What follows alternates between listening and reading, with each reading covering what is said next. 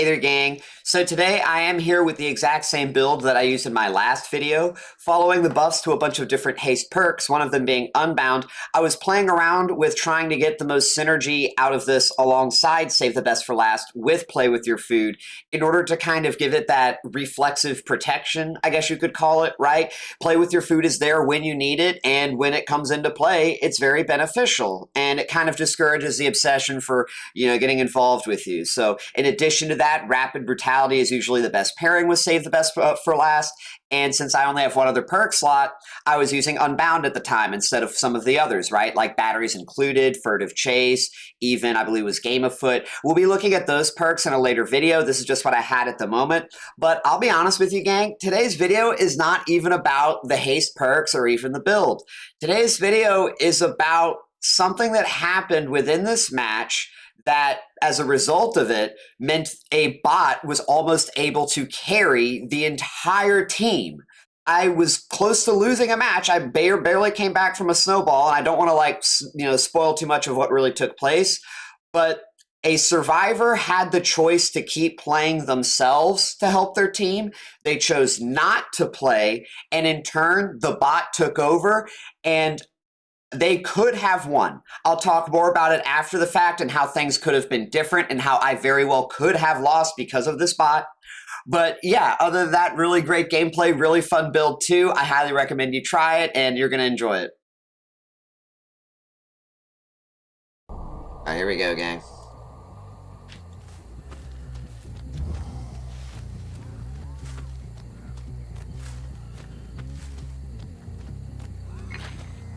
I swear, ever since they changed the survivor, spawn properties, I feel like I've had a horrible time finding where survivors spawn. I may need to use lethal for a bit. To, relearn the logic. Because I used to find survivors within, 10 seconds. I feel like she's hard rotating.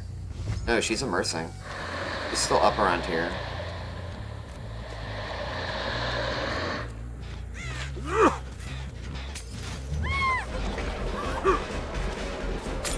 Probably should have used another pink. That's 2, okay. That's 3. That misses. Just my luck. There's no way she makes it to pallet. There's no way I get punished for this. I hate this fucking game so much, man. She at least doesn't throw pallet, though. I have to say, if I don't hit this lunge, we're gonna be off to a bad start mentally. Alright, let's see.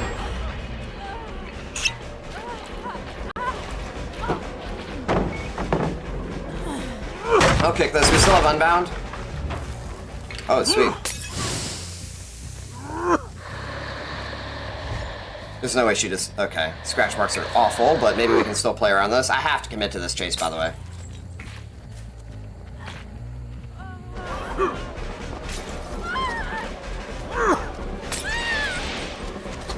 I almost didn't even know there was a log in front of me. Fusion's first chase, fucking lovely match of DVD. Couldn't find anybody for the first few minutes, and you gotta love this game, dude. Can I please just get a damn pickup?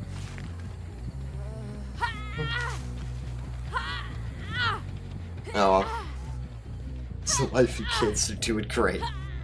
How are you doing, young? Why is this log still in the game? Who knows, gang? Alright, let's see. Worst case scenario, y'all, maybe we'll be out of the match soon if the pace the gens are already going. Yeah, we're already about to hit 2 gens. Not even factoring in the other gen. Oh, they were teammating it. Makes sense. But then again, there are 3 other survivors, so... Mikaela was... all I needed? If I can get her to stay at this tile...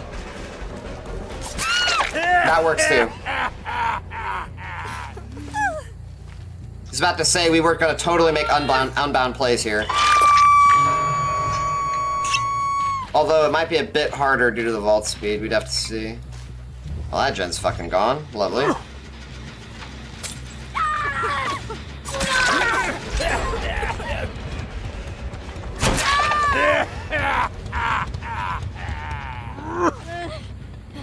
I mean, that is how you counter Clown, gang. Just sit on gens, right? When you know Clown literally can't do anything as long as he's in chase with someone else, so that's what you're supposed to do.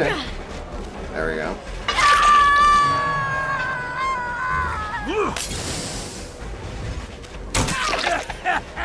Notice that delay really caught her off guard. Guarantee she doesn't play this tile. She actually, about to say, she does not play this tile. Can I please get my yellow properly? I got fucked by my yellow placement, I guess. Sorry, gang.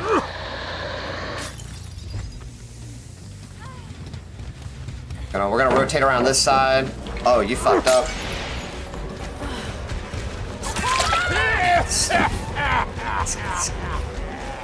Thankfully, she's got nothing to work with, and we run so fast. Why do I... swear, dude.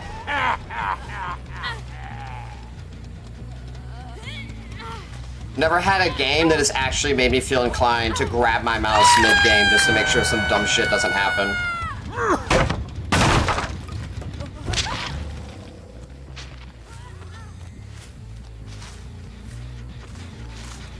Obsession? Yeah, that is obsession. I want to start this chase before we go kicking. Please. I just want to start the chase. Why is line of sight so awful? Please! Oh my... This is crazy. Look at this shit. Fuck.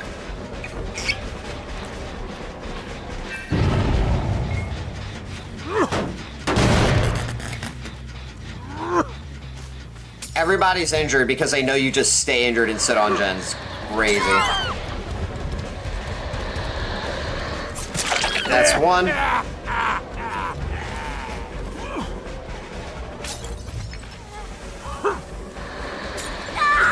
Oh, there's a pallet there. Didn't see that. That's fine, though. Remember, we have extra yellow bottle duration. That's a cute fucking lithe, by the way. Nice fucking lithe, by the way. Holy shit.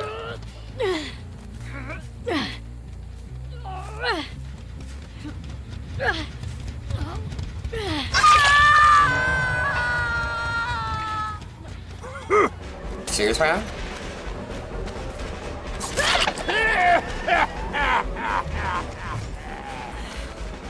Oh, she's got the thing. Hold up. I got my mouse on me too, gang. I hate this stupid fucking game so much. There. Alright. Ooh.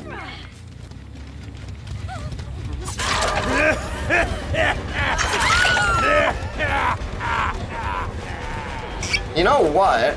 Let me cook. Oh, shit.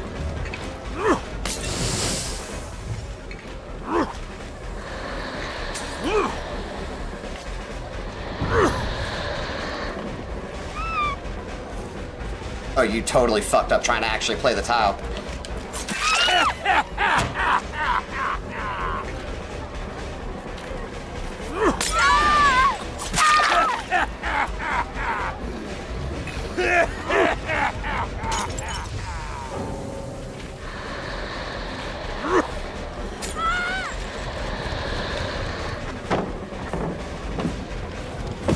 That should have hit. I didn't cancel my lunge early enough.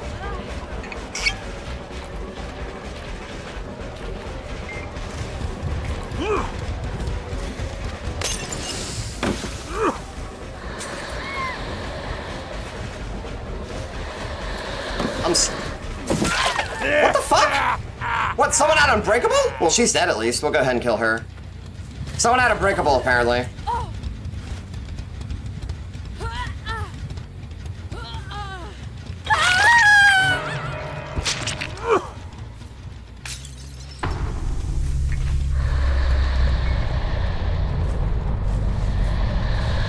So where did we all group up to?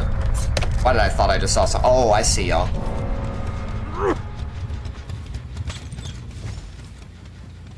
I just need to start the chase with Mikaela.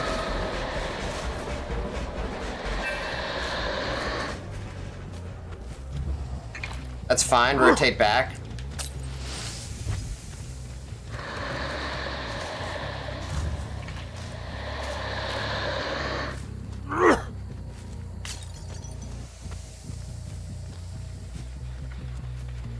Yeah, you are so fucking cooked now.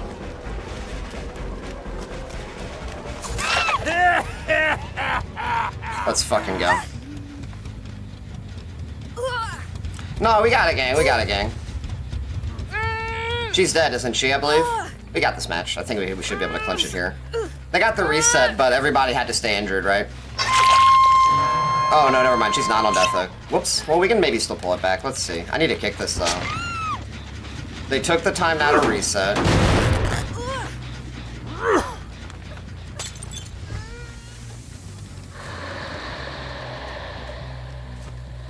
They probably DC'd because they didn't know about Unbreakable. I guess they were not happy.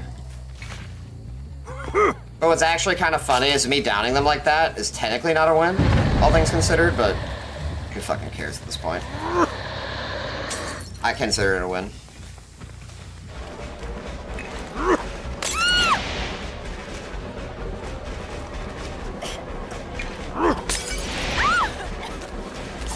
There we go.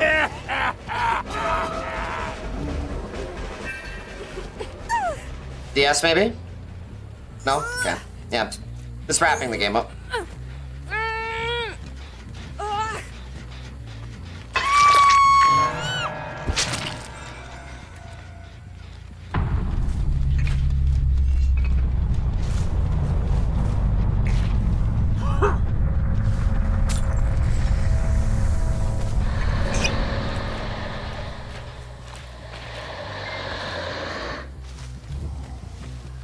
I think this is the bot.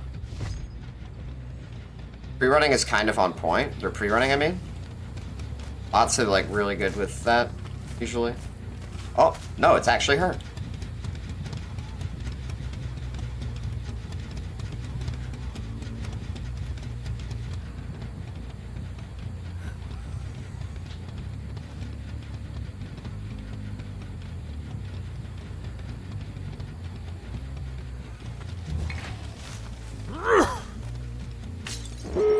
Oh shit!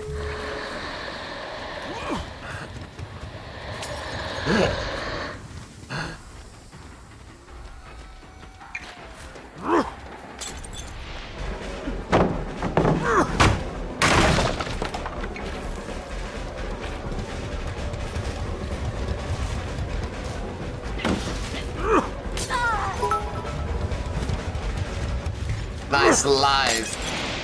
Oh my gosh, why is the FOV? Oh. I didn't mean to hit her, y'all. That was auto aim. Sorry. Sorry, Mikaela, that was an accident.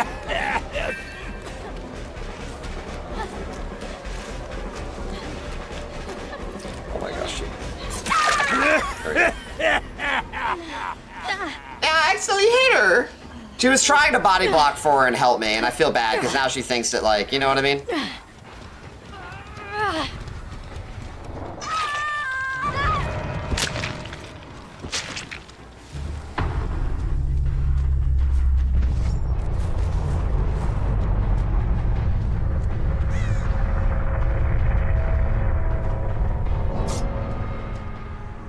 Yes, go ahead. Go on.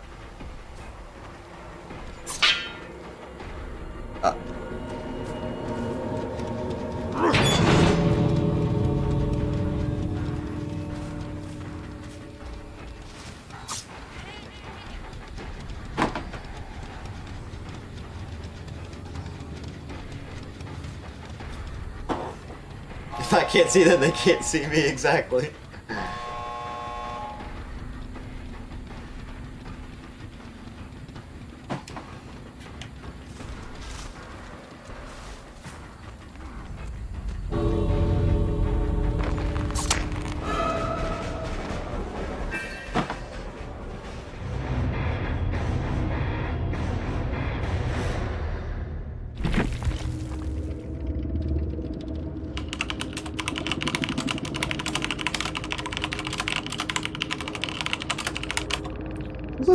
Wait!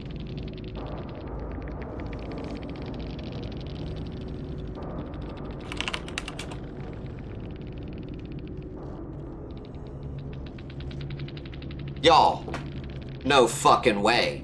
She was the one with Unbreakable. She DC'd before using her Unbreakable. The bot chose to keep playing the game. The bot is actually who saved the game. No fucking way!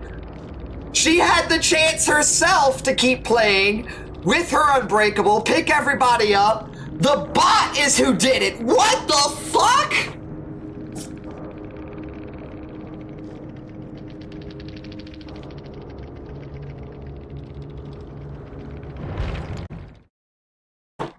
Dude, no way. Actual bot MVP. So normally, I'm not really a fan of getting sent to Backwater Swamp, albeit these survivors didn't bring an offering like last time.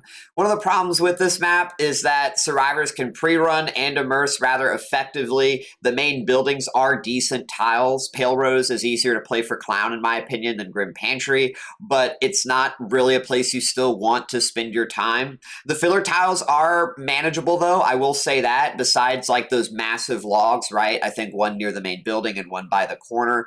But beyond that, as long as you can start your chases, you should be fairly okay depending on the difference of experience between you and the survivors, which is one thing I usually have going for me in my matches. I only play Clown. Survivors may, in a lot of cases, only play Survivor, but how often have they gone against Clown, right? I do have that advantage in comparison because I only go against Survivors. So that being said, even though I have that going for me, I still wasn't able to start my first chase for quite a significant period of time. And regardless of experience, right, if survivors do immerse and pre-run, if, while Clown is trying to start something while everyone else is working on generators, you typically are on par for 2 generators first chase, like I was, if you don't have a very fast chase, which I didn't. I will say, though, in my first chase, it felt like the bottles were not coming out the way they should. I felt like the last patch or two, Clown's bottles have not been the way they used to be. If you've played Clown yourself for a while, you also may have noticed that bottles have this delay when it comes to throwing them. So Clown isn't like he was a month and a half ago, I think is the best way of phrasing it, and he's a little bit harder to play, and in situations like with Haddie, right? Remember when we were chasing her around the log? I specifically got her to block the window. I was to push her to the shack. That was meant to be a guaranteed hit, calculated by design, by the way, on my part, where she gets pushed through the pink. I get the injury before she's in Killer Shack, and due to losing the speed boost, due to having my speed, right? The whole idea here was to force her to have to play Killer Shack. Except because she didn't get pinked, she was able to get all the way inside Killer Shack before I even had a chance to swing, because I only so barely mistimed it. I had to injure her way outside of the Killer Shack. She was able to get the extension all the way to the pier, and that pretty much locked in me on track to losing the game. Literally, when you take into account everything I mentioned about the delay on starting our first chase, everything that transpired within this first chase to actually getting the down, getting my first hit, yeah, without any gen perks, without any corrupt intervention, anything of that sort, no regression, anything to just kind of take back some of that progress and efficiency that survivors have locked in. It's just game over, regardless of experiences. I talked about I had my favor, right? And I will say this Haddie did play very well too. Her decision, especially not to drop the pallet, was very, very smart.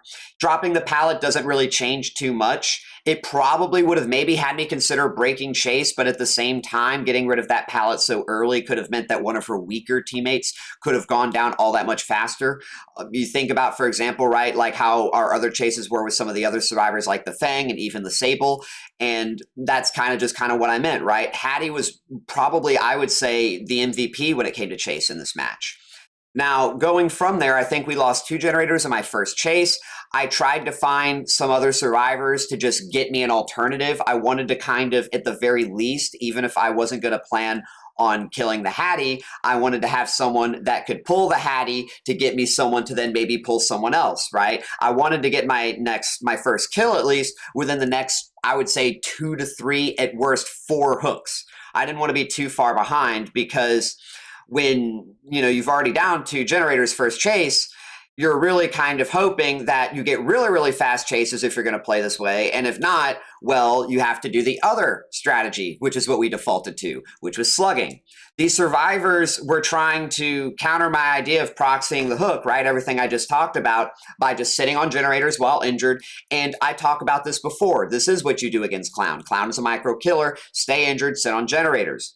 But if you choose to stay injured and sit on generators and Clown catches you out of position, especially if he catches multiple of you in the same area, Clown can snowball by slugging. And we had to do this in order to win. If I didn't slug all 4 survivors, I almost guaranteed at best would have gotten 2 kills. At best. And that would have come from killing Haddie probably, since she was on death hook, and killing whatever other survivor I managed to hook in the end game.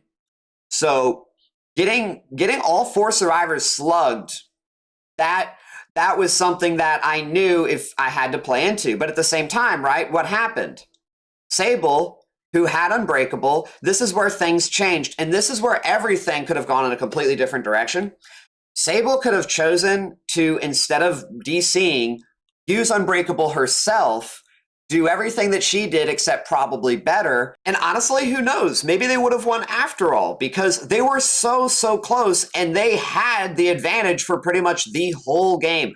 I was so far behind. This opportunity of slugging all of them was literally the only thing I had going for me. I think I had Sable maybe on death hook and I had Haddie on death hook, right? But at the same time, those were the only real people I could kill to get a take out of the match to have a chance at winning. And rather than giving up, since Sable noticed I wasn't at all near the other 3, she could have stayed in the match, picked everyone up. They probably would have been more efficient with healing everyone, and then they would have done the generators and probably would have escaped, right? Maybe they would have won as a result of that.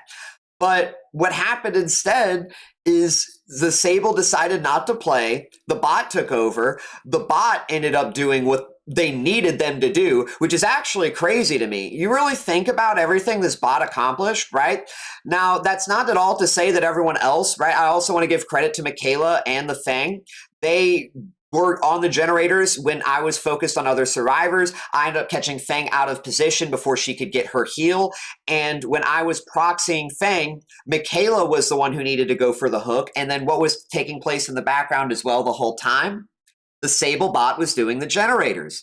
So it's just crazy to me to think that even when one of these human players stopped playing, a bot took over, a bot did what they needed to do, and they got all of the generators done. Now, I know I was kind of being a little cutesy with the Mikaela near the end, right? But realistically, if I had hit her at that tile and she had gone into the main building, right, the big boat, she would have stalled me out long enough for the Sable bot to finish the generator anyways. It's just a matter of who lives and who dies. The bot could have gone for hatch. Perhaps I don't find the bot, etc. Bot knows where hatch is. So there are just so many different variables where the kill outcome, even if it was still the same, like as it was in hindsight, it very well could have been different. Especially since, think about it like this.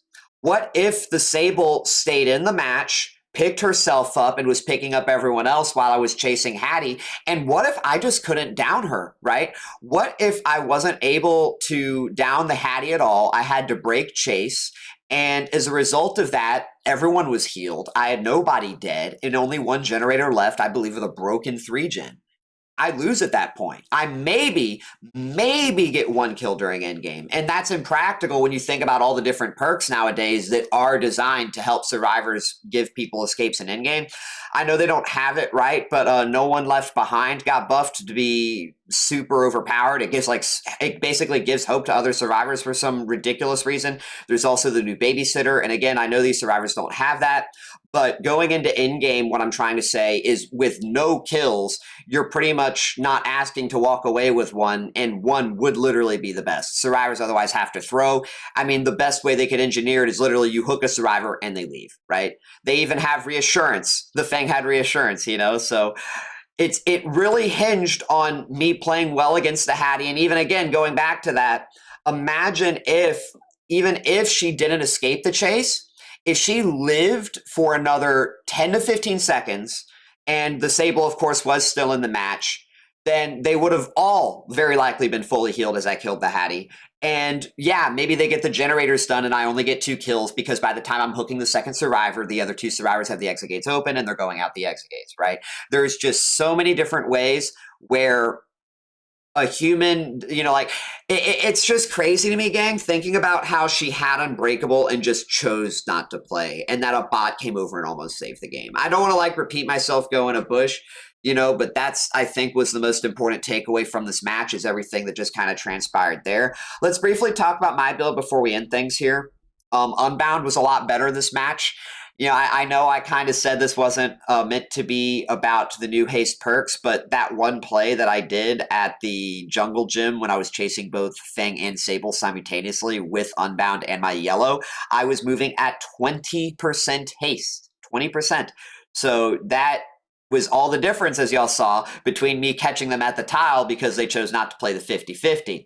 Now, I probably could have been able to play the 50-50 if I read them better enough, since maybe they don't have the experience for that, but I digress. But that would not have been possible if Unbound were only 5%. That would not have been possible as well if haste effects didn't stack.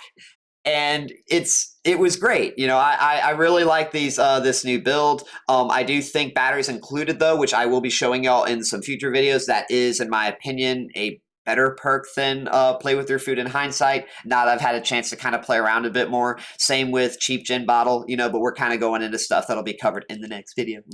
But, other than that, I hope y'all really like this match. Really, really great, interesting things took place here.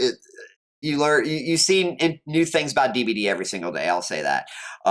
If you're interested in learning how to play Clown better, I'll have a very detailed Clown guide. I'll be sure to link in the description. And also, I stream live on Twitch during the weekdays, usually Monday, Tuesday, Thursday, and Friday. I'll link to my stream in the description as well. And also, if y'all really like this video, I'd really appreciate it if you'd like and subscribe. Not just for yourself, but also for me, because it boosts up the video in the YouTube algorithm, which helps me get my content out there. And, that's what I like about making these videos, is helping more people and talking about the game. So other than that, I hope y'all really enjoyed this video, and I'll see y'all next time. Later, gang.